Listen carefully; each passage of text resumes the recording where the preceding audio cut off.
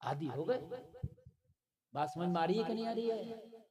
हमारा तो हाल ये, अगर कोई बेटी पर्दा करने लगे, हिजाब करने लगे, तो उसकी मजाक दूसरी बनाने लगती है, बड़ी भारी मुल्लानी बन के दिखा रही है। अगर कोई नौजवान 5 वक्त की नमाज पढ़ के दाढ़ी छोड़ दे, टोपी ओढ़ने लगे, तो कहते हैं साहब ये तो बिल्कुल औलिया बने घूम रहे हैं। ऐसी जान मुसीबत में थोड़ी है, मिसालें दे रहे हैं, हिसाब देखो दो। तो इसलिए नहीं ना कि मैं तो कोई शेख चुल्ली के चटकुल्ले बयान कर रहा हूं तुम्हारे सामने। जलसे में आने वालों, दीन को इतना आम कर दो कि जमाने की नजर में ये चीज आम हो जाए। ये तो इनमें होता ही है, ये तो भाई होता ही है, इनमें है, इनमें। फिर देखो कौन तुम्हारी मुखालफत करेगा। आज हिजाब की मुखालफत हो रही है, पर्दे की क्यों हो रही है? 5% पर्दा हो रहा है हमारे, 95% पर्दे की धज्जियां हम उड़ा रहे हैं। तो जो 5% बते उनकी धज्जियां वो उड़ाएंगे कि जो पर्दे की मुखालिफ है। जी जी, अगर हम 100% पर्दे पे आ जाए तो खुदा की कसम पर्दे पे बात ही नहीं होगी। इसलिए कि इनके यहाँ तो होता ही है। जरा आवाज बढ़ा दीजिए थोड़ा सा, इनके यहाँ तो होता ही है। बात समझ में आ रही है? मैं एक जगह प्रोग्राम में जा रहा, एयरपोर्ट में गया, तो स्कैन किया जाता आदमी को, वो लगा के देखा जाता है इसकी बॉडी में कुछ है तो नहीं। एक बटन भी अगर लोहे का है तो वो बता देती है मशीन। मेरे आगे एक सरदार गया यार, इतनी बड़ी पगड़ी बांधे हुए था, ऐसी लगाई मशीन, ऊपर से उसे अंदर भेज दिए। मेरी एक जरा सी टोपी लगी थी, ऐसी टोपी, ये ऐसी टोपी होती है, ऐसी का टोपी उतारो, टोपी उतारो, उतार के मशीन लगाई जाएगी, टोपी दिखाओ। मैंने कहा यार अभी मेरे सामने जो गया, मेरे आगे जो गया, उसकी इतनी बड़ी पगड़ी है, अगर छिपाने की बात है तो टोपी में इतना नहीं छिपेगा मटेरियल जितना इसमें छिप जाएगा। पगड़ी क्यों नहीं उतार पाया? तो उसने जवाब दिया मौलाना उसका कोई उतारता नहीं, इसलिए हम भी नहीं उतार सकते। तुम्हारी पहनते कितने हैं, कितनी पहनते हो टोपी? मैंने कहा हम पहनते। बोले तुम्हारे पहनने से क्या हो रहा है, परसेंटेज बताओ तुम्हारी कितनी है टोपी पहनने की। तुम जब खुद उतार देते हो तो हम उतरवा रहे हैं, तो क्या परेशानी है? वो तो उतारते ही नहीं। आदी बना दिया उन्होंने लोगों को, आदी। तुमने आदी नहीं बनाया, तुम तो अपने आप को छिपा रहे हो। मुसलमान टैटू बनवा के, मुसलमान नौजवान हैं, हाथों में तागे पहन रहे हैं, हाथों में तागे ऐसे बन के दिखा रहे हैं मुसलमान, कि इनको देखने में लगता ही नहीं कि ये मुसलमान है या गैर मुस्लिम है। नौजवानों की ऐसी शक्लें सूरतें बनी पड़ी है। लोगों अपने दीन को सीखो, ये दीन सच्चा है इसलिए अभी तक बाकी और जिंदा है, वरना दीन को जितना हमने अपने घरों से निकाल दिया, दीन से जितना हम दूर हो गए, अल्लाह की कसम दुनिया से मिट जाता। लेकिन ये इसकी हक्कानियत तो सच्चाई है जो अब तक जिंदा है, सुभान अल्लाह, वरना मिट जाता है। खुदा की कसम दीन मिट जाता। हर आदमी देखो अपने दीन की प्रचार कर रहा, अपने मजहब का हर आदमी। यार कुछ लोगों के मजहब में तो नंगा रहना, उन्हें नंगा रहने में शर्म नहीं, वो नंगे रहने शर्म ही नहीं है उन्हें। तुम्हें टोपी ओढ़ने में शर्म है, तुम्हें दाढ़ी लगाने में शर्म है, तुम्हें हिजाब करने में शर्म है, उन्हें अपने दीन में शर्म नहीं है। वो नंगे घूम रहे, नंगे, शर्म ही नहीं है। मैं किसी के दीन की ना मुखालफत कर रहा, ना मैं तौहीन कर रहा, मैं एक बात बता रहा हूं, और हम किसी की मुखालफत कर भी नहीं सकते। लेकिन भाई मैं ये तो कह सकता हूं, ये मेरा हक है कि जब जो दीन तेरा है, तेरे दीन पे कौन अमल करेगा? अपने पे तू ही तो अमल करेगा। और जब तुम अमल करोगे तो हो सकता है कोई तेरे दीन को देख के, तेरे तरीके को देख के और तुझसे मुतासिर हो जाए, और मुतासिर होने के बाद में तारीफ करना तो दूर की बात, हो सकता तेरे ही दीन को अपना ले। हो सकता भाई तुमसे मुतासिर हो जाए, लेकिन मुतासिर कब होगा? जब होगा ना जब तुम दीनदार होगे। अरे भाई तभी तो होगा ना। अच्छा एक बात बताइए, आप एक बात बताइए, मैं भाई सुबह से ही एक टाइम की नमाज ना पढ़ूं, मादल्ला, ठीक है, मैं एक टाइम की नमाज ना पढ़ूं और एक टाइम की नमाज ना पढ़ने के बाद मैं बुरे काम भी करना शुरू कर दूं, फिर मैं तकरीर करूं, कौन मानेगा मेरी बात? कहेगा मौलाना यार तेरा तो अमल खुद ऐसा है कि तेरे अमल पे हमें शर्म आती है, और उसके बाद में तू हमें बातें बता रहा है, क्यों मानोगे तुम मेरी बात?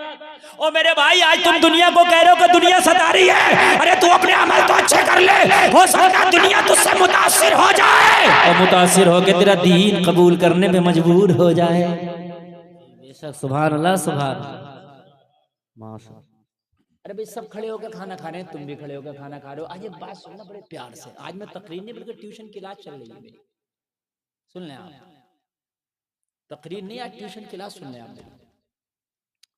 भाई एक बात बताइए, जब एक चीज मार्केट में आई नहीं तो हमें पता क्या ये अच्छी है बुरी है? बात समझे आप भाई? अरे मेरा मोबाइल का लग गई है, ये मेरा मोबाइल है ओप्पो का, ये मार्केट में ही नहीं आता तो क्या पता चलता ये बुरा है अच्छा है? अब ये मार्केट में आया, इसे इस्तेमाल किया तो इसकी बुराइयों का भी पता चल गया, इसकी खूबियों का भी। बात है कि नहीं है? जब हमने लोगों के सामने इस्लाम पे अमल ही नहीं करके दिखाया तो रामातार को पता क्या कि इसकी अच्छाइयां क्या और बुराइयां क्या है? नहीं बात समझे आप यार? आप ये कहते हो कि हमसे लोग मुतनफिर क्यों आए? हमारे पास आ क्यों नहीं लोग? तो क्यों आए? कोई दुकान तो लगाओ अपनी, माल खरीदने जब भी तो आएंगे। लोग शोरूम खोले पड़े, तुमने खोखा भी नहीं लगाया तो तुम्हारे पास क्यों आएंगे? भाई सब खड़े होकर खाना खा रहे हैं, तुम भी खड़े होकर खाना खा रहे हो। सब झूठ बोल रहे हैं, तुम भी झूठ बोल रहे हो। सब शराबे पी रहे हैं, तुम भी शराब पी रहे हो। जो बुराइयां और कर रहे हैं वो तुम भी कर रहे हैं, तो पता कैसे चले कि तुम में अच्छाइयां क्या है? कैसे पता चले? कुरान खुद तो बोलेगा नहीं कि मेरे अंदर ये मेरे अंदर ये। कुरान को तो हम अमल करके लोगों को प्रैक्टिकल करके बताएंगे कि ये है कुरान। बोलो बात भाई, बात है कि नहीं है? खुदा की कसम अगर हमारी जिंदगी सही हो जाती तो रब्बे काबा की कसम खा के कहता हूं, मेरे गौसे आजम ने बचपन के आलम में सफर किया, डाकुओं ने रोक लिया और रोक के कहा अब्दुल कादिर सबको लूट लिया, तेरे पास क्या क्या? 40 अशरफियां दे दी। आज का सोचेगा बड़े बेवकूफ थे माज़अल्लाह अब्दुल कादिर, दे दी क्यों दे दी भाई? लेकिन वो चालाक थे। मैंने आलम तसव्वुर ने पूछा है मेरे गौस क्या जरूरत थी 40 अशरफियां देने की? तो कहा नहीं, मैंने सौदा फायदे का किया, मुझे अशरफियां नहीं बचाना थी, उनका ईमान बचाना था। मुझे अशरफियां नहीं बचाना थी, मुझे उनका ईमान बचाना था। मैंने अशरफियां दे दी और उनको तौबा करा के ईमान की हिफाजत करा दी। ये मेरे अब्दुल कादिर का किरदार था। मगर कब तौबा कराई? जब खुद सच बोले तो पता चला कि सच्चाई होती क्या है। बेशक बेशक, तब पता चला सच्चाई। अच्छा आप सच ना बोलते तो फिर पता क्या चलता सच्चाई क्या होती है? तो बोलो भाई सच्चाई क्या होती है, पता क्या चलता? जब खुद सच बोले तो पता चला सच्चाई यार इस्लाम में तो यही मदद अच्छा है, यही ठीक है, इसी पे अमल करो, इसी को कबूल करो। अरे खुदा की कसम तुम्हारे बच्चों को देख के दुनिया ने सीख हासिल की थी। आओ मैं तुम्हें बताऊं, हजरत हबीब अजमी कल्ला वाले, इनकी बारगाह में एक शख्स आया जो बहुत बड़ा गुनाहगार था। कोई गुनाह छोड़ा नहीं था जो कर न लिया था। अर्ज करने लगा हुजूर, हबीब अजमी की बारगाह में बैठा और बैठ के रोते रोते अर्ज करने लगा हुजूर मैं कुछ कहना चाहता हूं अगर आप इजाजत दें। हबीब अजमी फरमाते हैं बोल क्या कहना चाहता है? कहने लगा हुजूर मेरी जिंदगी गुनाहों की दलदल में फंसी थी, कोई गुनाह था नहीं जो मैंने छोड़ा हो, मैंने हर गुनाह कर लिया था। हबीब अजमी ने फरमाया फिर क्यों आया है? हर गुनाह कर लिया था। तो कहने लगा हुजूर क्या बताऊं, गुनाह तो सब कर लिया था मगर मुझे एक 12 साल का दीनदार बच्चा क्या मिला, उसकी जिंदगी को देख के मेरी जिंदगी पलट गई, उसे देख के मेरी जिंदगी संवर गई। अरे आइडियल बनने के लिए भी तो कोई होना चाहिए। जब हम दुनिया और जमाने के सामने आइडियल बनेंगे ही नहीं तो जमाना समझेगा कैसे कि इस्लाम है क्या? बताना पड़ेगा ना इस्लाम क्या है यार। बात है कि नहीं, बताना पड़ेगा। अब हमने बताया ही नहीं किसी को भी, हमने तो मौलवी में छोड़ दिया, इनका काम है ये बताएं। तो ये बेचारे कहाँ बताएंगे? मस्जिदों में बताएंगे, मदरसों में जलसों में बताएंगे, और ये कहाँ बताएंगे? तेरा अमल बताता पूरी दुनिया को इस्लाम क्या है। तेरा अमल के इस्लाम क्या है? जब तेरा अमल बताता तो पूरी दुनिया कहती अभी दिल्ली के अंदर एक ऑटो चलाने वाले के ऑटो में एक इंग्रेज खातून का बटुआ वॉलेट छूट गया जिसके अंदर हजारों डॉलर थे, लेकिन नमाजी था, नेक था, वो चली गई।